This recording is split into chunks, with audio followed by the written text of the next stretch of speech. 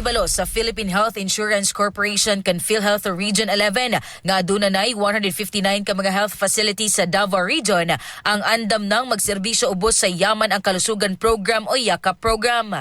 Matod sa ahensya nga ang mga provider mag-cater sa kapin 4.3 million nga mga benepisyaryo sa tibok rehiyon.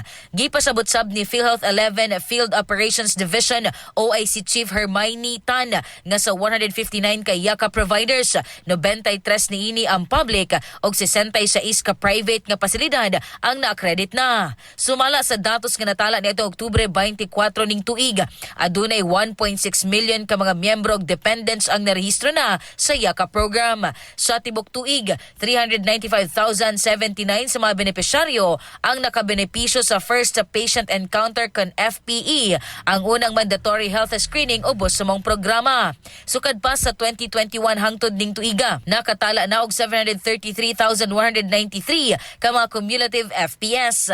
Nasayran nga ang Yakap nga kaniadto gitawag nga konsulta program nagpunting sa preventive ug promotive healthcare ug ubos sa universal healthcare program nga naglatid nga matag Pilipino dapat adunay primary care provider.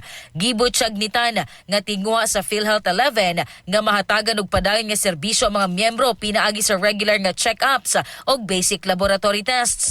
Sa Davao Region, ang Davao City adunay 51 ka mga accredited providers nga nagatiman sa kapin 558,000 ka mga benepisyaryo.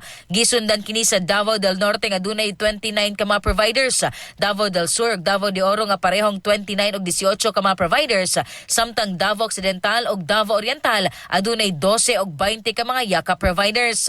Lakip sab matud pa sa serbisyo sa Yakap ang health risk screening, consultation, counseling, 15 diagnostic tests og 21 outpatient medicines nga base sab sa rekomendasyon sa primary care doctor. Mga katropa, aron kanunay himsog ug boosted ang atong immune system, batasana sa pag-inom ang Xanthone Vitamin C, ang alkaline nga vitamin C. Alang sa nagkahiusang Pilipino para sa Pilipinas, katropang Juvet Espanyol, ex-FM News.